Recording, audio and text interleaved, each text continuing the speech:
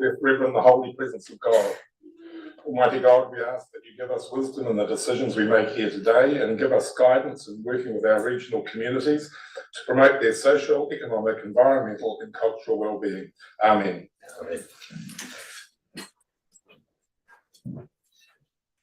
We have apologies this morning from Councillor Nees. At the moment, we've got Councillor Scott on Zoom, and we have apologies from Councillor Thompson.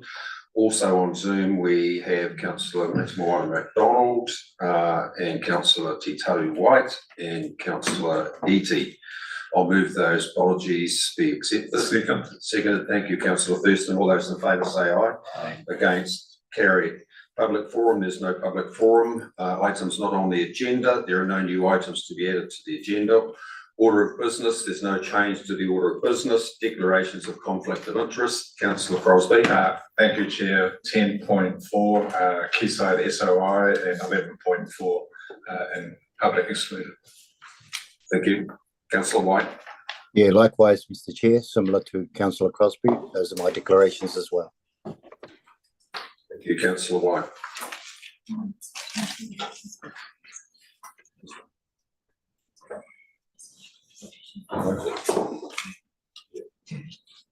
Public excluded business be transferred into the open. Sorry, Mr. Chair. I have a potential conflict of interest with item 10.6, remit number 5 as a national councillor of the AA, which provides driver licensing services. Thank you, Councillor Scott. Noted. Chief Executive, no public excluded business be transferred into the open. Right, councillors, we'll come back to the minutes, previous minutes, and we'll move straight into the presentation, because with us this morning we have School Sustainability and Resilience Fund, the youth panel. And with those opening comments, I will ask Jackie Healy to come forward and bring our guests forward as well.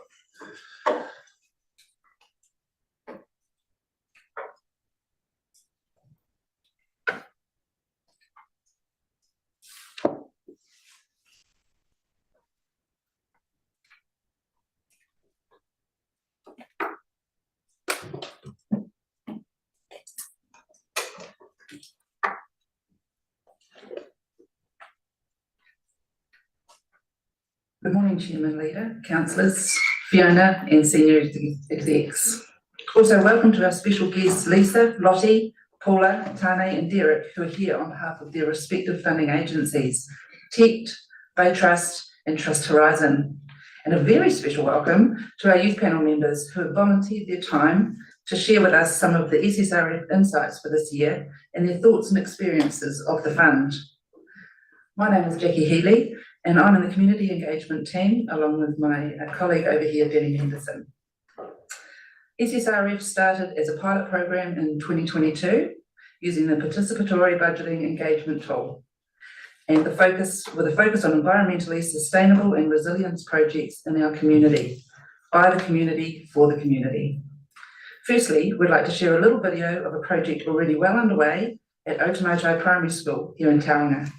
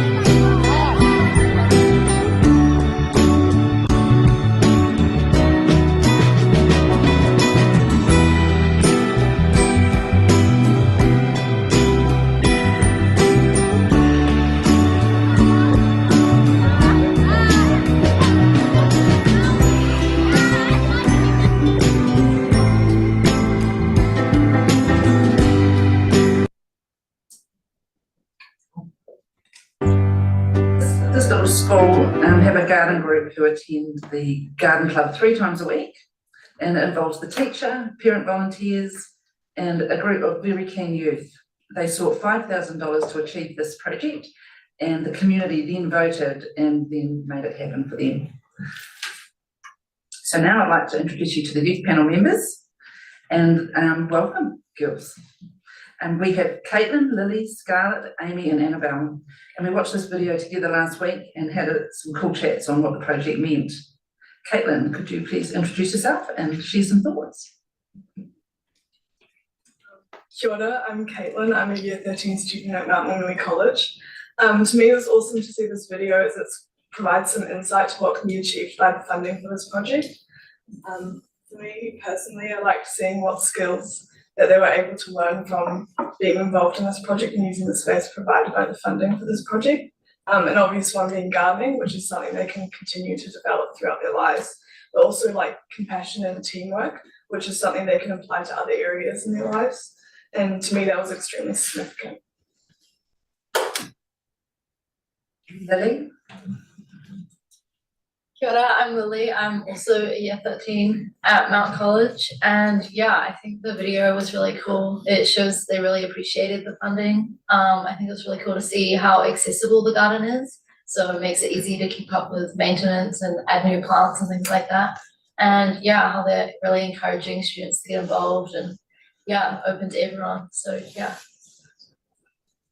Scarlett? Tēnā koutou katoa. I'm Scarlett. I go to Te Puke High School, Year 9 there. My thoughts on this video, I like the idea that the kids got to help and be a part of this project, because when you're little, you can't really help much. So I think that must have meant a lot to them.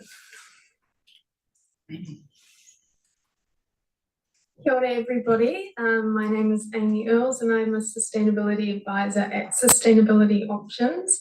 I'm going to have a little bit of a different approach for my introduction. So I decided to apply for this panel because I thought it was an excellent opportunity to support youth to be involved in sustainability initiatives. When I was at school, I attended Tauranga Girls College and I was involved in a lot of sustainability projects, like funding for solar panels and implementing a new school recycling program. And when I attended the University of Waikato Tauranga campus, I also ran a sustainability group. And these experiences led me to my current job.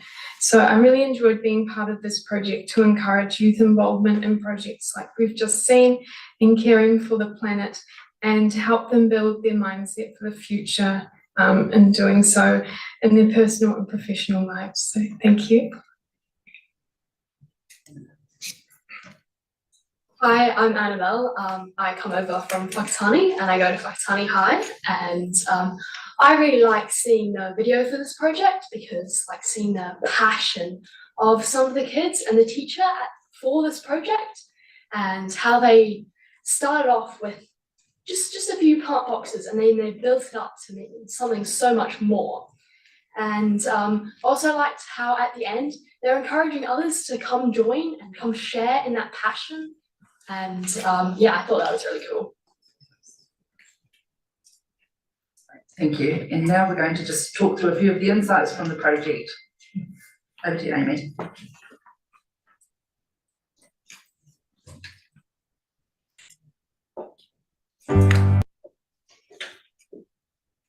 Okay, as we can see, this slide here represents the projects that were uploaded to the youth panel voting page. So this is sort of what it looked like for us when we were voting. And our responsibility was to vote on the 13 projects that weren't voted for in the public voting round. This year, the youth panel had a $25,000 budget with a minimum spend of $23,000. So this worked out that every one of us individuals on the youth panel had to vote for an average of 6 projects to reach this minimum spend of $23,000. So as you can see there, the information that was provided on different projects, we had the title, we had a little bit of information where the project was going to take place and the sponsor, and then the proposed cost. For me, when I was deciding on what projects to vote for, I was considering the educational impact, so how much had the school preschool put into thought about the education of the students. So for example, for gardening projects, were they talking about kids learning about plants and soil, that sort of thing. Also, sustainability is such a broad idea. So alongside the environmental impact of the project, I also considered the cultural impact. Were they tying in Te Ao Māori and the social impacts? And I was also quite keen, particularly on projects that considered carbon footprints and alternative travel to cars. So one of the projects there, the Bike and Scooter Act project, was about getting families involved in using biking or scootering to get to preschool, so getting the whole family involved. And a fun fact, of the 31 projects voted for in 2024, the youth panel voted for 6 of these. So I'd like to pass over now to Caitlin to present about her youth panel experience. Thank you. For me, I was very grateful for this opportunity as I loved learning about what was going on in the community. Some of the projects I might not have known about otherwise. I really liked that lots of the projects were promoting sustainability, which is something that I'm passionate about personally. As a youth panel member, I like discussing that I could discuss my ideas with other members, so I'm here today. It allowed me to consider different perspectives, especially as some people from different regions to me, different locations. So I was able to consider what factors would affect different communities. When I was choosing which projects I was going to include in my budget, I considered mainly what values they would try to teach the children. One that stood out to me in a few of the projects was Katiakitanga, guardianship, taking care of natural resources and making sure that these can be provided to future generations. Projects that I included in my budget, these values were identifiable and also achievable, and socially and culturally relevant for younger generations. And this was part of the reason I was drawn to the project in the first place, is these were values that I find important. By being in projects that were funded, the children were able to partake in activities that were good for them, but also for their planet. And I think that's something that's really important for younger generations to learn.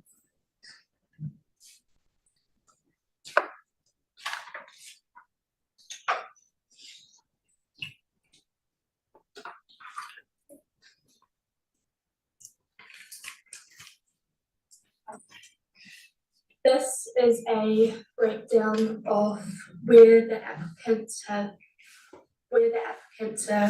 placed around the Western Bay of Plenty. So this year we have 8 more applicants in the Western Bay of Plenty compared to last year, where we only had 16. We have no more, no less from the Eastern Bay of Plenty. We have 4 less this year from Rotorua, so we've lost a few applicants.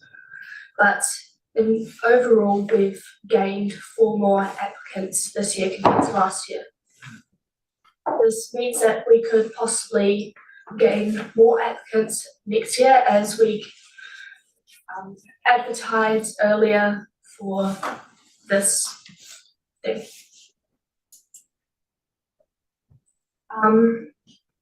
There were 4 more applicants for kindergartens, which they've had the most applications overall.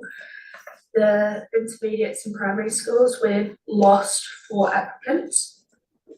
Kura Kaupapa, we've got 2 more applicants. I'm assuming that's because more Kura Kaupapa are starting up as we progress into using Te Reo Māori more.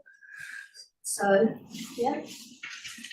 There are 2 more applicants for high schools and colleges this year. So 4 more applicants this year compared to last year overall.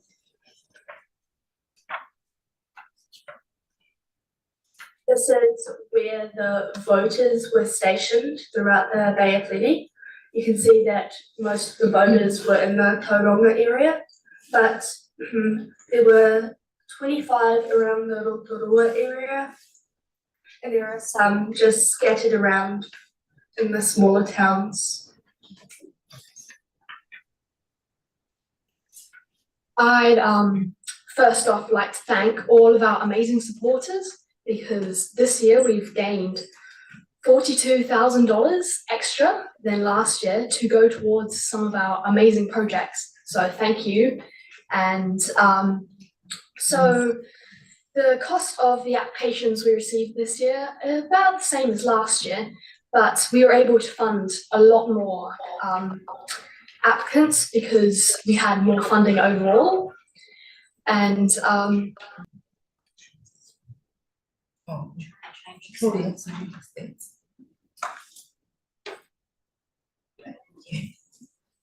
yeah, and the extra funding has given us the capacity to support almost twice as many applicants as we did last year. And yeah, so thanks supporters for your amazing contribution, and we wouldn't be able to do this without you. And yeah, and it's been an amazing chance for us to connect with some others that are passionate about our cause, and to like make the connections within the community. And did you know that participatory budgeting helps young people learn about democracy in a hands-on way? They get to propose ideas, debate them, and vote, which teaches them about civic engagement and decision-making.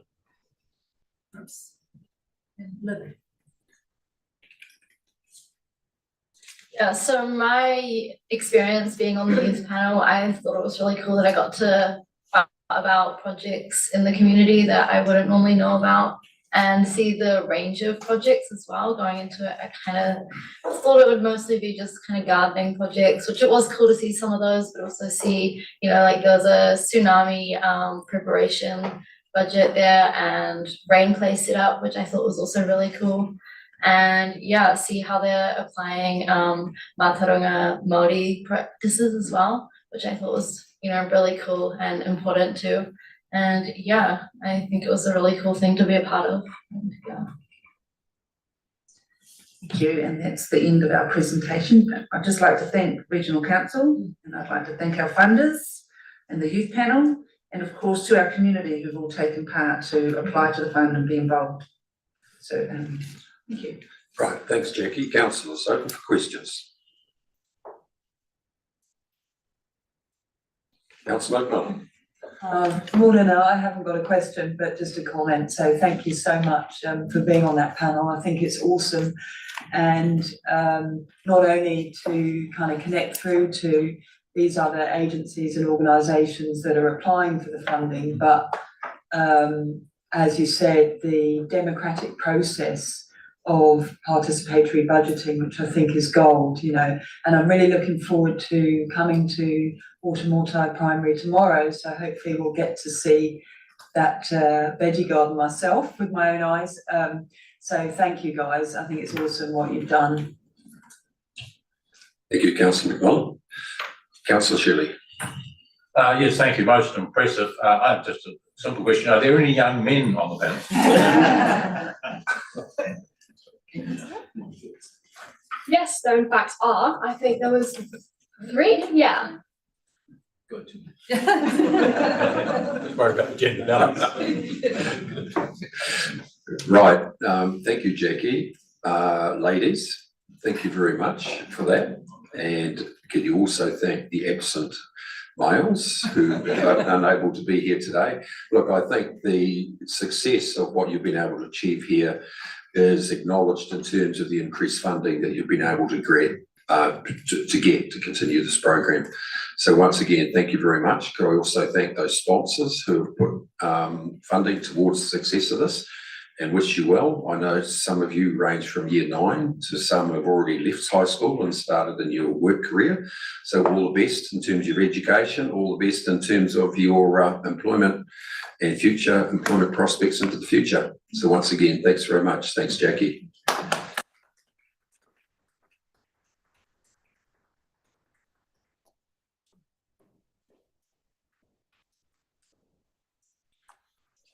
All right, thank you, councillors. You'll note in the minutes that the April minutes are included here as they're inadvertently left out of the previous council meeting that we had. So can we deal with, and I think I'll take the first two collectively. So can we deal with the regional council minutes, the 5th of April and the 24th of April? Happy to move. Happy to move. Thank you, councillor Von Duddleton. Seconded, councillor Winters. All those in favour say aye. Aye. Against, carried. Any matters arising? If not, regional council minutes, 26th of June. Thank you, councillor Crosby. Councillor Thurston, second. All those in favour say aye. Against, carried. Any matters arising? There's not. Thank you. We've done the presentation. You've got the chair's report. I'll move the chair's report. Is there any questions in terms of what's in the chair's report? So I was about to ask for a seconder. Councillor Winters.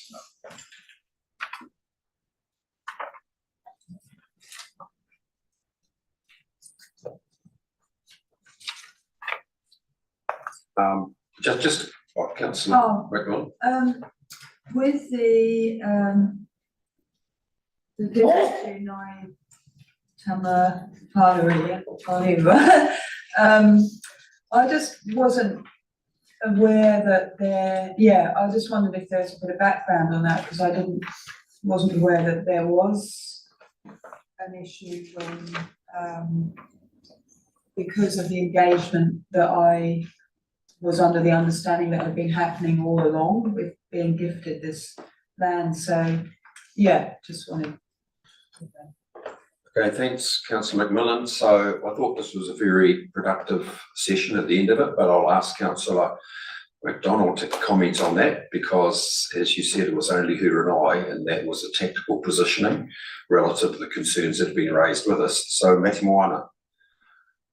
Tēnā koutou, everybody. Yes, our visit was prompted from a query that came from Ngaitama Wharua, who had learned within the community of what was going on around the gifting of the park. And really it was just an raising the awareness of the process that had been undertaken by Regional Council. They did have concerns prior to that they felt that they were left out. Once Doug and I explained that it was early in the process around what the gifting, how the gifting came about, and then they were quite satisfied with that explanation. We then got into the long-term plan, which basically was a request from Ngaitama Wharua to meet with staff around what their own development could look like leading into the long-term plan. So basically, it was an opportunity for Doug and I to talk to them of the process that has been currently undertaken. We did say it was early days, and how the park was going to be developed was still work in progress, and that it was likely that staff will involve them once that process began. Oh, thank you. Thank you. So the chair's report, just a couple of comments on the chair's report. Firstly, you'll see that I attended the Primary Industry Summit in Wellington. As a result of that summit, one of the presenters was an individual called Angelos Vitalis. So he's the chief trade negotiator for the government in terms of international liaisons, free trade agreements. I was so impressed at his presentation that I spoke to him as recently yesterday. He's keen to come and give a similar presentation to council.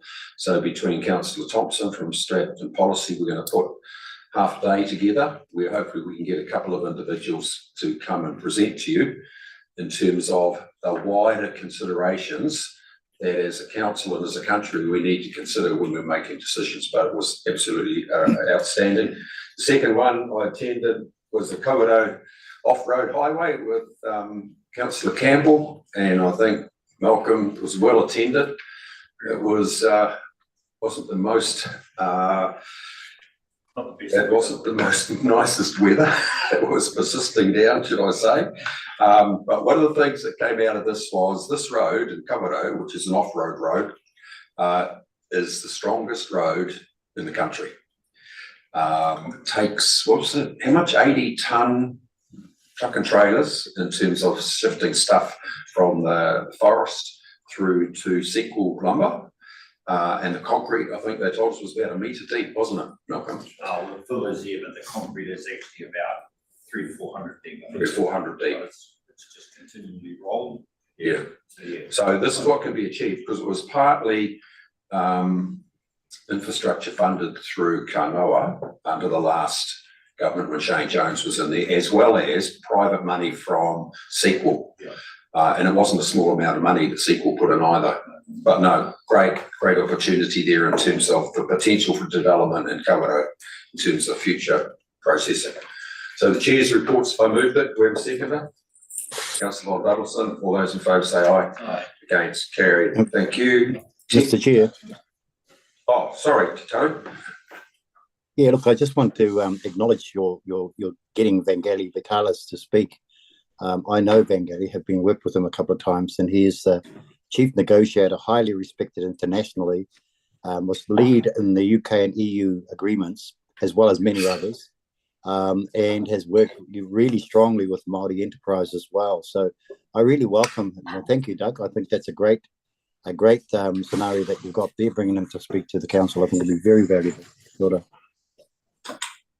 Can I have a supplementary on that, Chairman?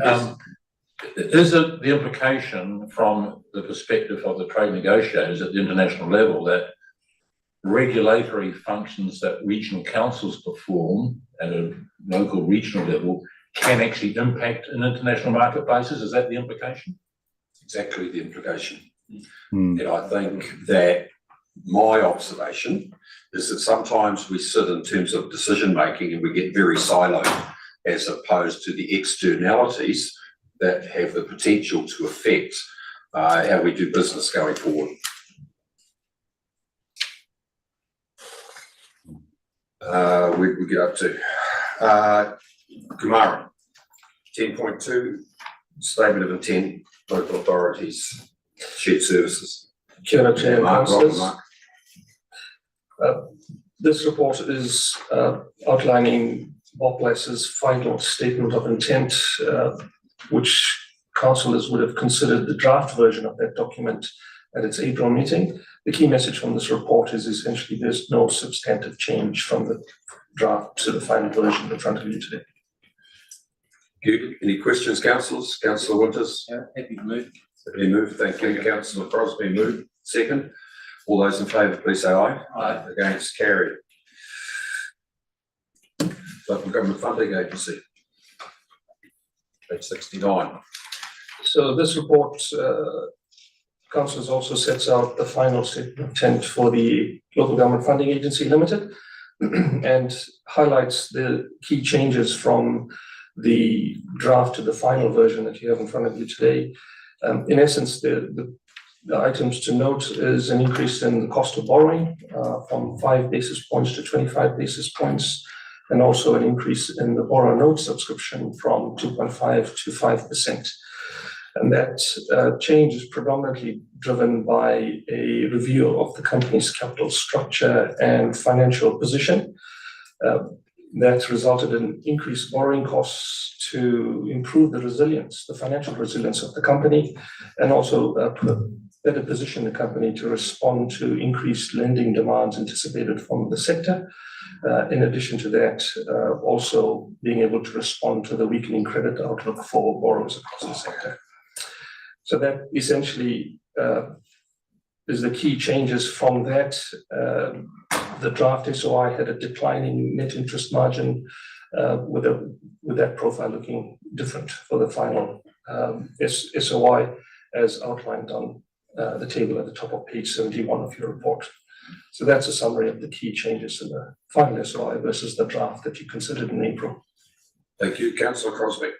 Yeah, thank you, Kamaran. I was just interested to know what happens to the net operating profit, which is insubstantial, and why is it held to such a reasonable level? In this case, could be 14.5 million, next year 21.5, and following year 21.2, considering it's a money in, money out organisation plus costs. Yeah. Is that cumulative? Is it retained all the time in building? Yes, so that's part of the capital structure requirements of a financial institution that's set by the Reserve Bank. And given the economic climate and the borrowing demands that the company's anticipating, and especially if you're looking at local water's done well, that is the response and the strategy behind retaining those those reserves as part of its capital structure. Any other questions, councillors? If not, I'm getting ahead of myself, so I see the past the last one without noting the recommendations. So can we deal with both recommendations in terms of shared services and the LGFA, which is receive the report, no formal feedback is required? Councillor Von Duddleson and then Councillor Campbell. All those in favour say aye. Against, carried. That takes us through to, and hopefully we've got David here, the CFO of Quayside. Let's see if we've got both Mark Wynne and Lyndon who are on Zoom, or should we? Okay, can we bring Lyndon in? Come up to the table, Mark, David. Welcome.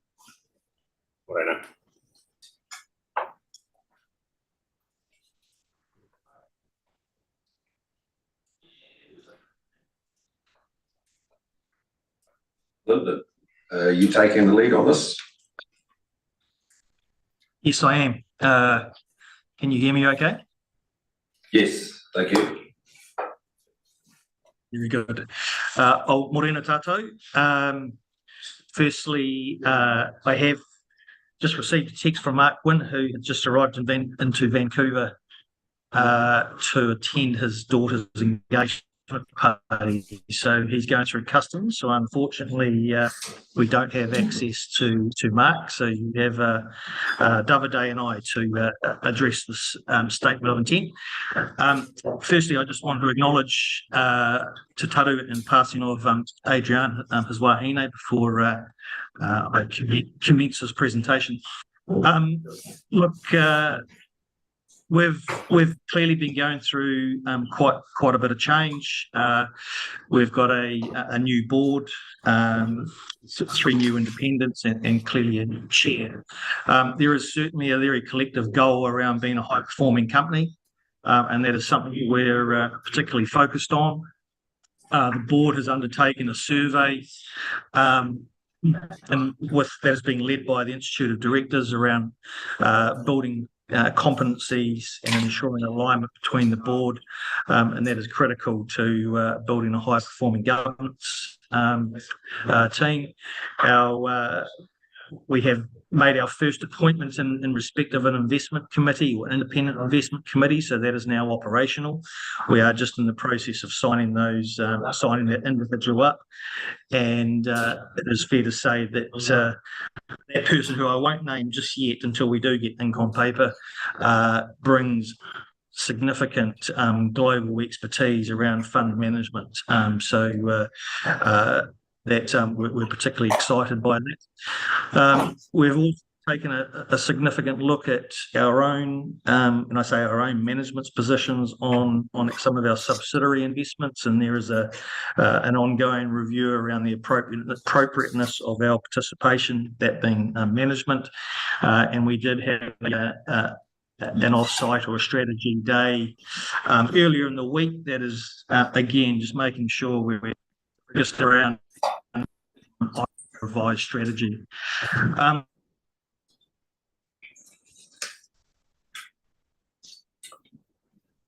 We will be very much playing to our strengths, and in these types of economic environments, it is important that you review what has gone well and what has not gone so well, and there's a real focus around building greater portfolio resilience to withstand these future economic environments. But I do need to find out.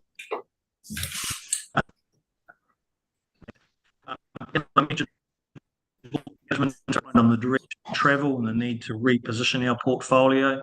There has been a significant amount of portfolio work undertaken.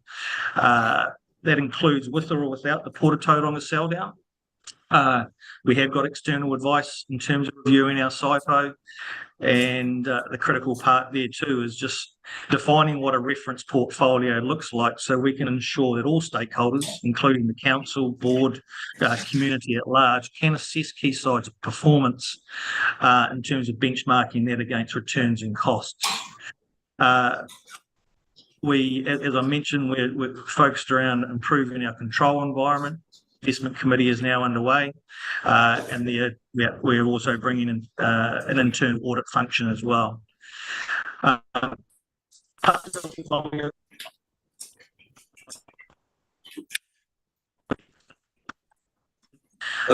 as yes, your the reception at this end is not very good, so you're coming in and out. So you just might want to summarise, I think, and then if we can refer to David, we can. I'll turn off my screen to see if that is any better. Yep, there you go. So the parts of our portfolio are performing well. There are parts that are struggling. I have shared parts of that with the council in the past. Rangiuru, we're focused in on stages 1A and 1B. Hopefully you've experienced or listened to some of the marketing campaign which kicked off four weeks ago. We have had positive tenant inquiry, but yet to secure that first sale. And I do need just to continue to stress that the financial overhang will impact our financial numbers going forward, especially as we continue our capital expenditure, which again will take some time to unwind. And my last point before I do hand over to any questions is I do want to acknowledge the council support around the extension of funding. I do need to stress though that there needs to be, further conversations around access to funding to ensure we can complete stages 1A and 1B. I'm happy to take any part I. Thank you, Lyndon. Councillors. I just note, councillors, whilst this is the statement of intent, on page 89, there are two significant matters there that have been highlighted. One is the process regarding Port of Tauranga investment or divestment, and the other one is, as Lyndon's mentioned, the Quayside dividends and distribution policy. So as long as you're aware of those. Any questions, Councillor McMillan? Hi, thank you. I'm not sure if this is the right place, but I am wondering under the social licence whether the appointed director to the port, whether there can be some specifics around holding the port accountable for environmental monitoring and restoration and engagement with tangata whenua, whether that could be clearly committed to in the statement of intent, because at the moment there's no actual wording to that effect. Lyndon, it's probably best you answer this. Yes, I will. Thank you, Councillor McMillan. I can say that there is a real focus of Quayside, and I say management and board, around becoming far more active shareholder of the Port of Tauranga, not just commercially, but also to address some of your points there around increased levels of engagement with mana whenua, and also determining the social licence to operate. So that is something that I can give you some confidence that is a real focus and a determination of Quayside to be a far more active governor or shareholder inside the Port of Tauranga. Thank you. And so my understanding from what you're saying is you don't necessarily think it's necessary to have that in black and white, but you can reassure us of that commitment. Yes, I can. And look, we in terms of some of the wordsmithing there, we certainly can add that to any future SOI, statement of intent. yeah, just once again verbally can confirm there is a very strong focus of this board to be a far more active shareholder and representing Port of Tauranga. Thank you. Councillor Shirley. Yes, Lyndon, could I clarify, please, your comment about to meet the 47 million dividend, that there may be requirement for an additional special dividend to reach that. Does that mean that possibly that would involve asset sales or completion of nest egg? Davide, I might get you to just address that quickly, please. Yeah, that's right. It's asset sales. We require a bit of working on the portfolio. That doesn't mean that we are liquidating capital. Could be liquidation of gains. Of course, that we have unrealized gains. But yeah, to make the 47, we will require a bit of a top up compared to the formula that we are currently using to define the dividend. We are working together, as Lyndon mentioned, to review the cycle, and after that also to review the formula, the distribution policy itself, so that we will be all in line with the way it works. Councillor Von Dalton. Yeah, thank you, Mr. Chair. Lyndon, I was a little bit perturbed when I hear that the Quayside board has an intention to be a lot more actively engaged in the operations of the port. One of the secrets of the port's success over the years, when we compare it to similar shareholdings of councils and other strategic assets, is that we have been very careful to ensure that the port operates as a commercial entity without, we certainly want, we have two positions on the port board at the moment, but we haven't seen undue interference as being a tall attractive proposition, and I would hate to think that will change significantly. So I have a contrary view to Councillor McMillan. Yes, we want due diligence done by all board members to ensure that sustainability and corporate integrity is maintained, but I would hate to see us moving to be a dominant partner in the board's day-to-day operations. Thank you. Thank you, Councillor Von Dalton. Councillors, anything else? This is about the statement of intent. Not. I'll move Councillor Thurston, second. We receive the statement of intent for Quayside. All those in favour, please say aye. Aye. Against, carried. Are we ready to go? So councillors, we'll keep going. So we're on 10.5, Wallaby Program Funding Agreements for 24-25. Mr. Engel.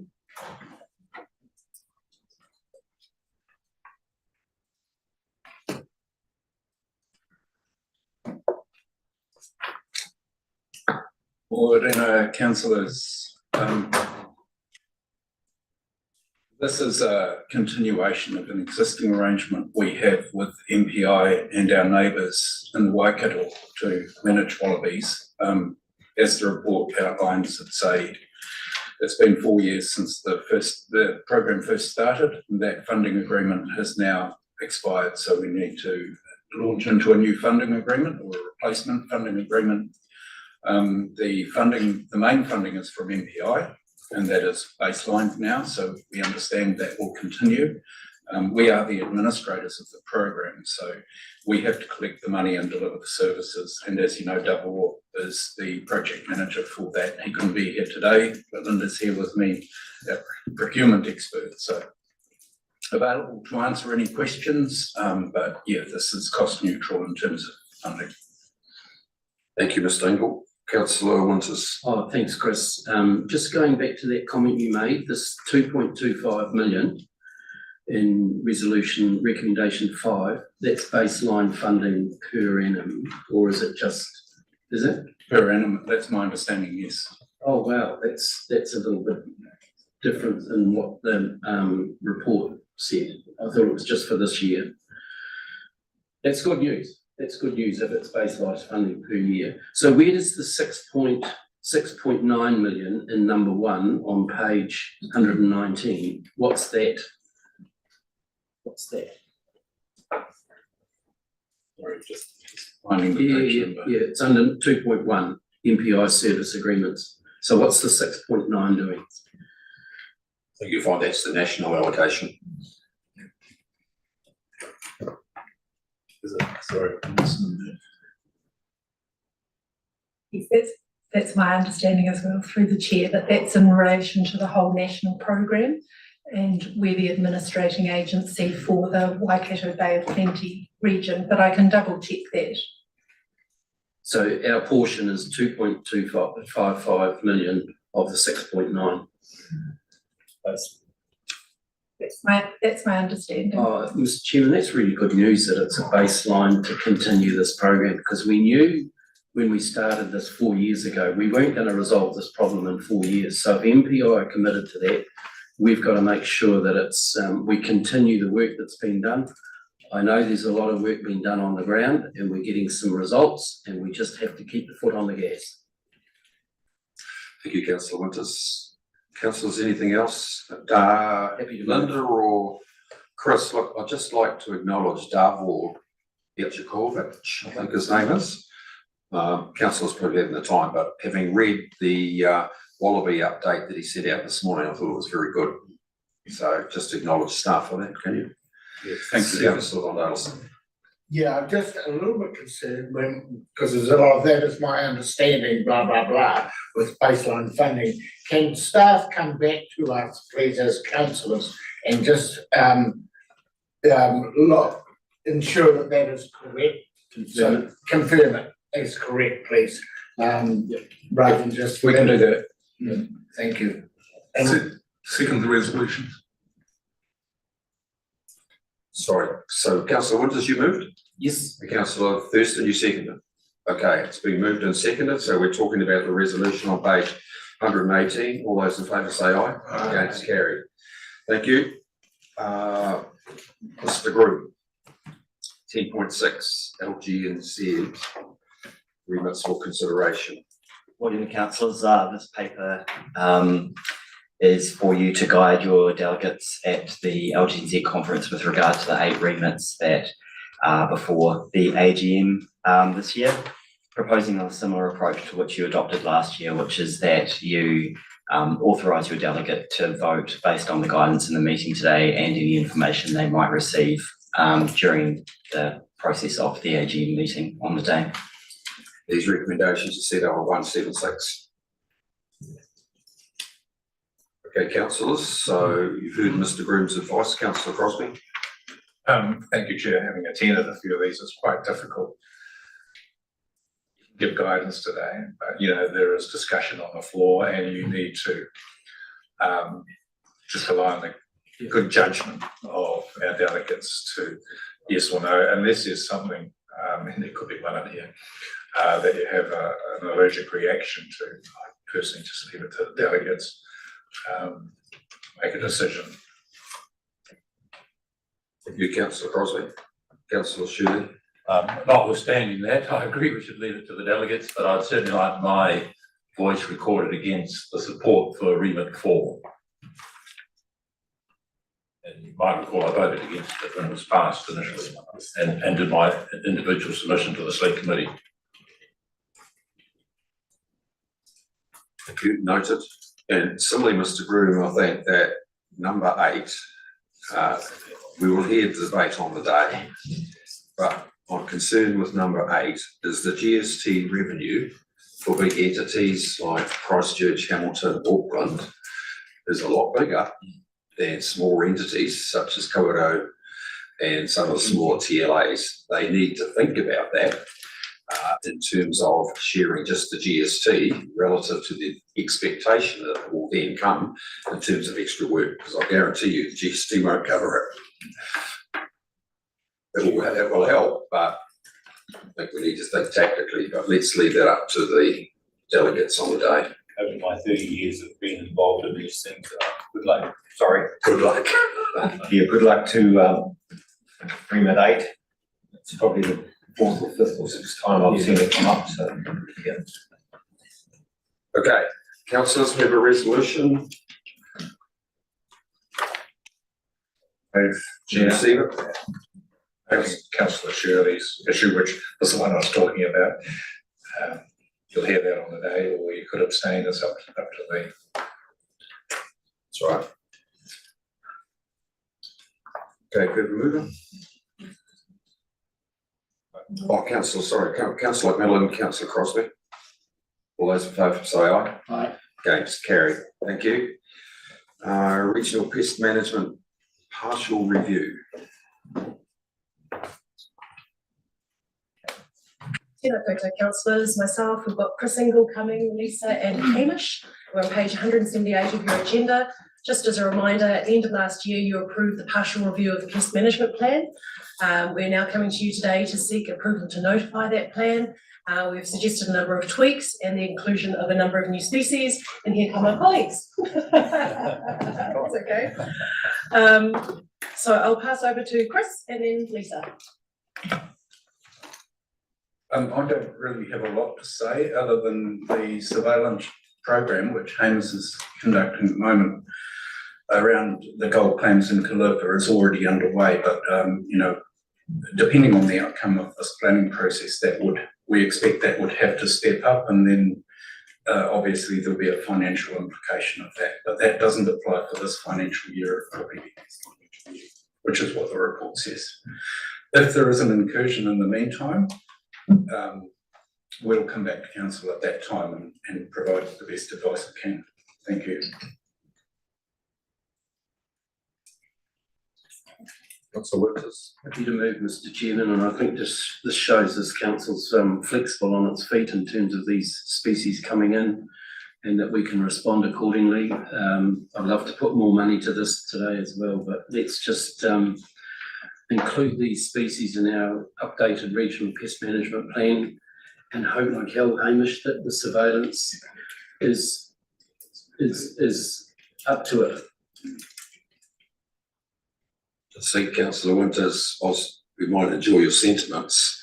Number 4 there, essentially, there was no provision made in the LTP for this funding. No. So if you come back and want extra money, you might have to find it somewhere. I'm sure Fiona will for next year in our annual plan.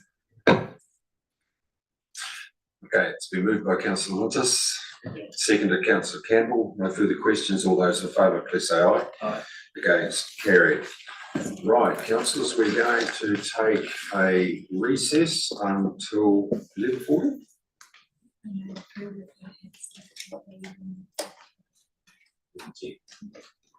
Taking a recess to 11:10 when we'll deal with regional software holdings, and we've got a PowerPoint and the individuals will come in at that time. So we're adjourned.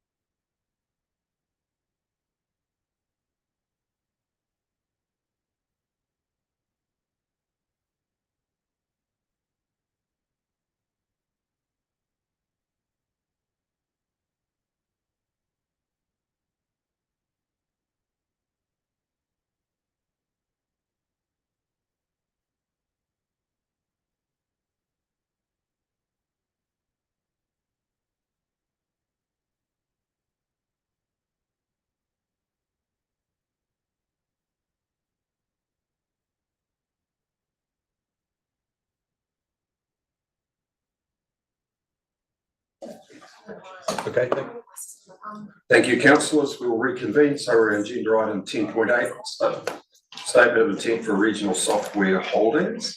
Mark and Mike, all's yours. Tēnā koutou katoa. Good morning and thank you for the opportunity to come and present our statement of intent for Regional Software Holdings Limited. My name is Mike Neal, I'm the Director of Corporate Services at Taranaki Regional Council, but I'm also Chairman of the Board of Regional Software Holdings Limited and have been since its inception. So I've been on a very long journey with shared services and collaborative efforts. It's something that's deeply passionate to my way I operate and the way we operate as a CCO. So welcome also to Bay of Plenty Regional Council. Lovely to have you on board as a director, as a shareholder of Regional Software Holdings Limited, and acknowledge Fiona as one of our board members on the company. So we've grown significantly over the last 15 years. We started out as a group of councils working on a piece of software which has just about reached the end of its life, Iris, and indeed we're planning to get rid of it and replace it as we speak. But the company has grown significantly over the last few years in particular, and it is now that enabling body that allows regional councils and unitary authorities to undertake shared services and collaborative initiatives. So we're that enabling body that puts that structure and delivery behind those initiatives.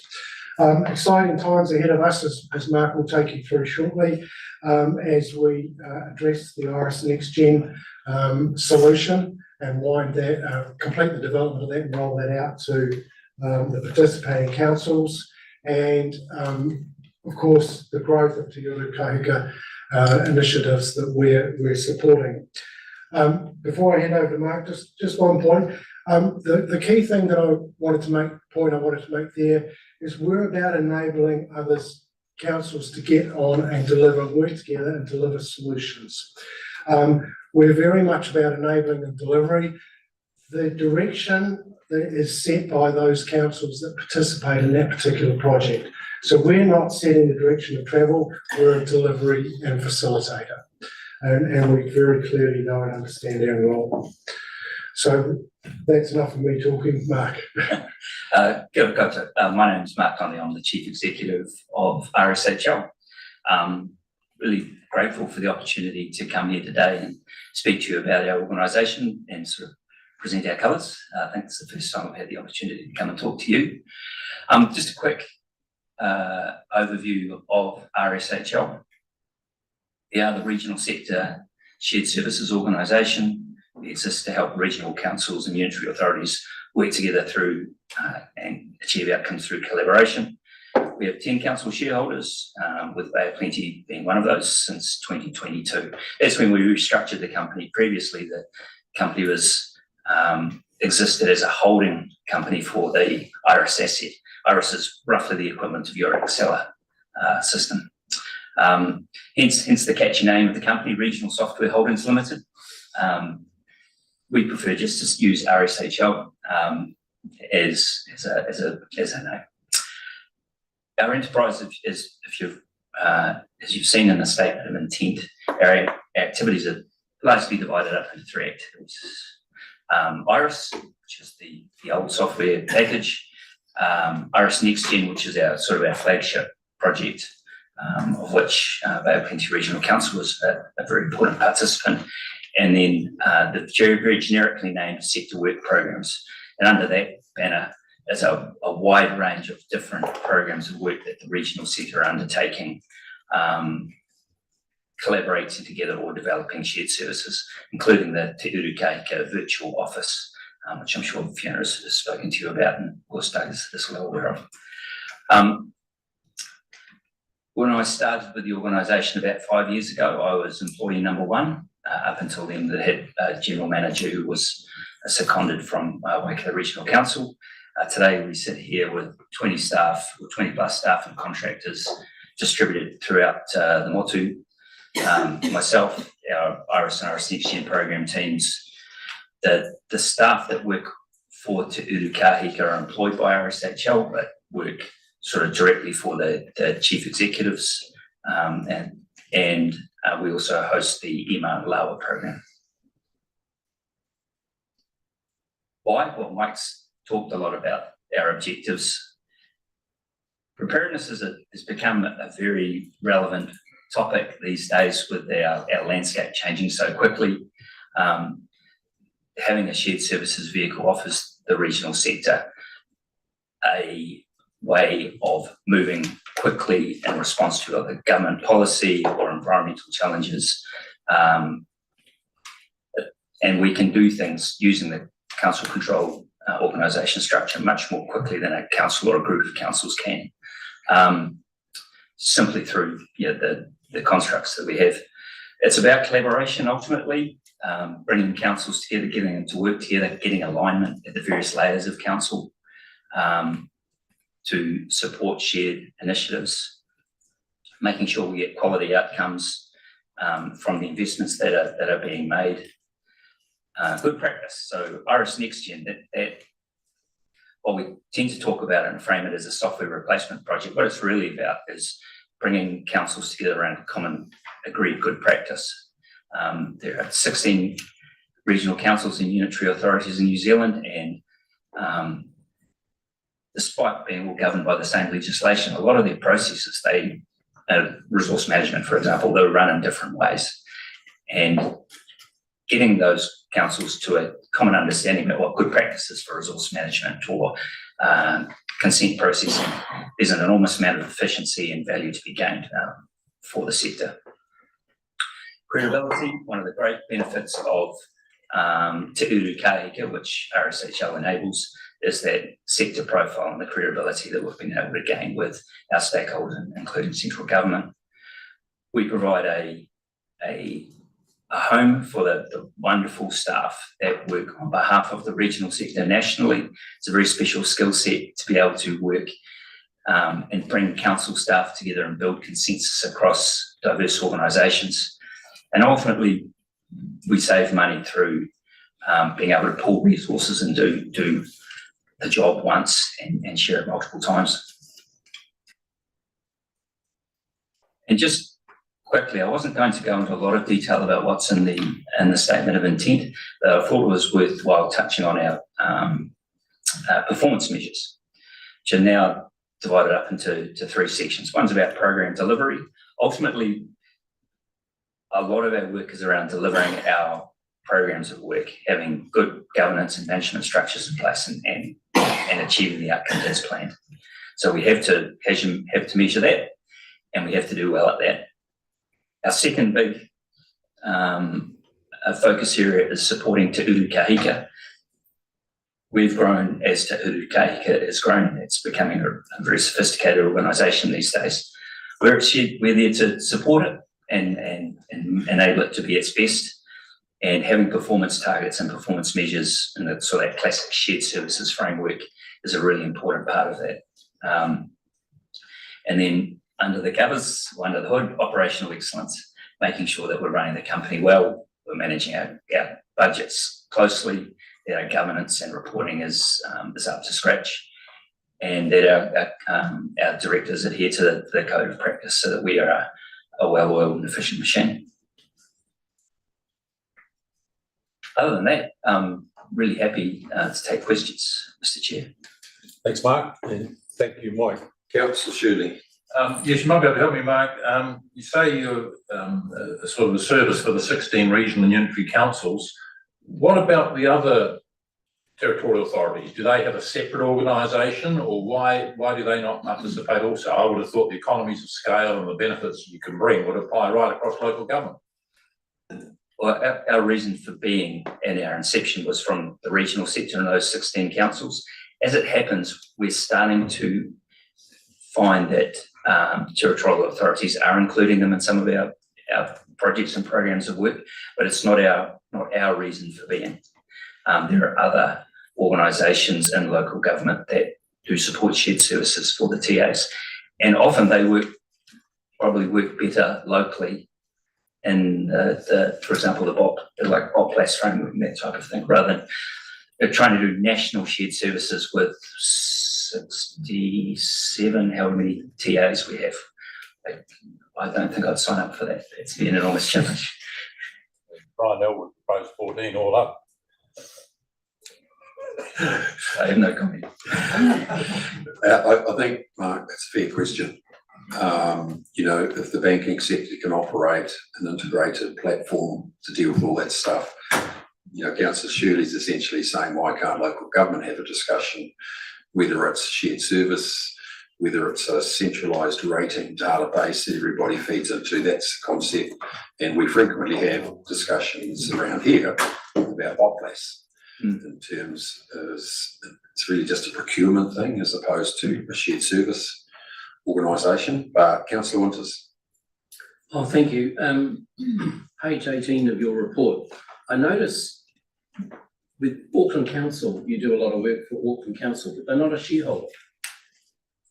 No, so of the 16 potential shareholders, we only have 10 shareholders at the moment. So there's a number of the unitaries who, when we restructured the company, very much had their minds on Three Waters and didn't want to introduce this conversation with their councillors. It doesn't affect us operationally, but ideally one day we'd like to get to the point where all 16 councils are shareholders. Yep. Yep.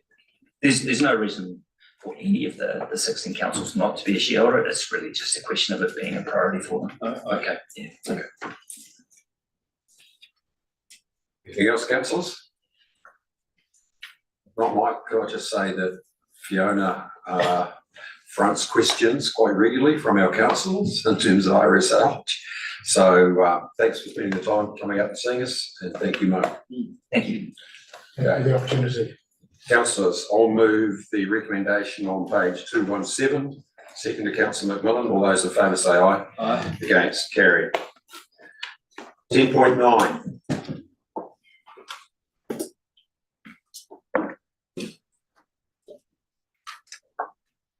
Chairman, it's not a point of order, but just a point of clarification with regards to procedure. I'm aware that this item we're about to discuss has a huge focus on Tauranga and the Western Bay. And I know that a number of us who don't reside in this particular neck of the woods are going to be fundamental to the decision. But there are a number of high-profile colleagues who are not participating in this today. Would it be prudent to have this lay on the table? Could we seek from the officers what is the degree of urgency with dealing with it today? I'll seek direction from the Chief Executive. Thank you and good morning. I actually would recommend that because, as you note, it's conditional on getting TCC resolution or a letter of assurance that they want to continue with this ferry service, and we do not have that information yet. It is a new council at Tauranga City Council, and one of the staff recommendations was to get that assurance. They still want to continue with the service. So I think it is a recommendation that staff would support. Chairman, if you would accept it, yes, I would move this matter pertaining to the Tauranga City Centre. Oh, well, not that's the bus load. Getting ahead of myself. Yeah, I'm going to support that. Which one are you talking about? I'm not allowed to talk about it. It's in committee. The ferry service. Forget I even said it. Come back what I said. No, I'm happy to move that it lay on the table that particular item pertaining to the Tauranga Harvey ferry service trial. Thank you, Mr. Thurston, and I think given the circumstances and the advice you've received from the Chief Executive, I'll accept that motion. Councillor? I'm happy to second that. Having spent an hour with the new incoming mayor of Tauranga City, and I did discuss this issue, and I think it's important that we allow them, they're taking a very, his words, taking a very pragmatic approach to everything, so they want to revisit it themselves, and I think it's would give us time to actually liaise directly with our fellow city councillors to see see if we can't come up with an aligned position before we come back and actually have a vote on it. So I favour actually exactly what Councillor Thurston's written. Chairman, I know if it goes through, we cease to have any further discussion today, but could we have some indication as to the level of urgency around this through the Chief Executive and timing? So, Mr Thurston, I've just clarified that if this resolution is passed in terms of it laying on the table, the earliest it can come back is September for reconsideration. Fiona, in terms of the new elected members at TCC, we wouldn't have a line of sight in terms of when they're going to get to this, would we? No, and of course they're just being sworn in tomorrow. But if council is comfortable with a letter of intent or a letter of insurance from the new council as opposed to a formal council resolution, that would be sufficient, I think, for you to consider it in September.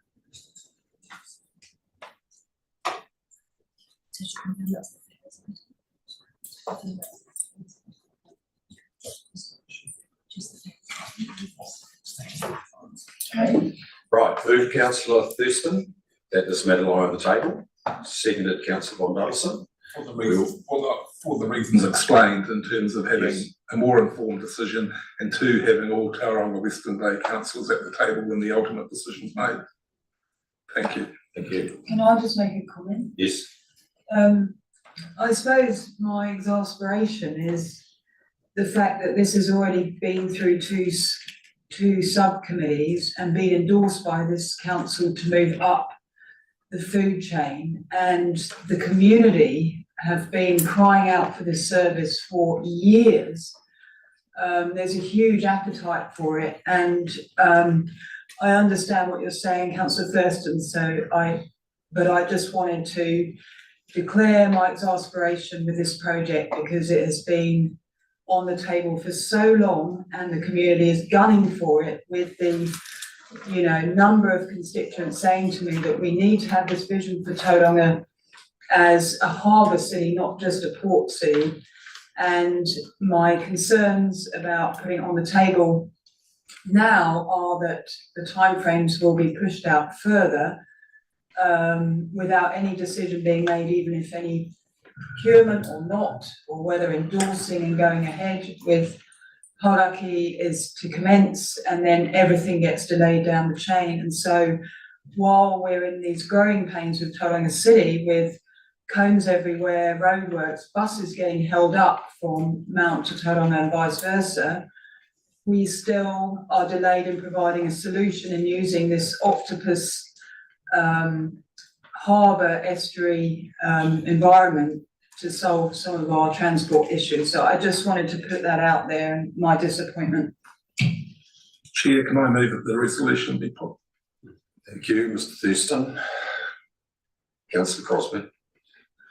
Very flexible standing orders here, apparently. It's a chicken and egg thing. As long as you seconded, Councillor, when you said what the other saying. It is a chicken and egg thing. I mean, if we move today, we give a clear direction. If we hang around and wait another few months, what is the real difference? Yes or no? So I'm easy anyway, but I do understand that Amy and Peter are here, probably going another shade of grey with the delay for a decision one way or the other. So I do understand where Councillor Thurston is coming from, but at the end of the day, people are here, make decisions. Thank you, Mr Crosby. Councillor Crosby, and I take on board your commentary, Mr Thurston. You've received advice from the Chief Executive in terms of your resolution, so I'm now in the position of bringing that resolution to the Council. All those in favour of the resolution as moved by Councillor Thurston, seconded by Councillor Von Duddleson, say aye. Aye. Against? Carried. So this matter will come back to September, and hopefully by that time we'll have the line of sight of where the new elected members from TCC sit. Thank you. Public excluded, I'll move, we go into public excluded. Seconded Councillor Winters, all those in favour say aye. Against? Carried.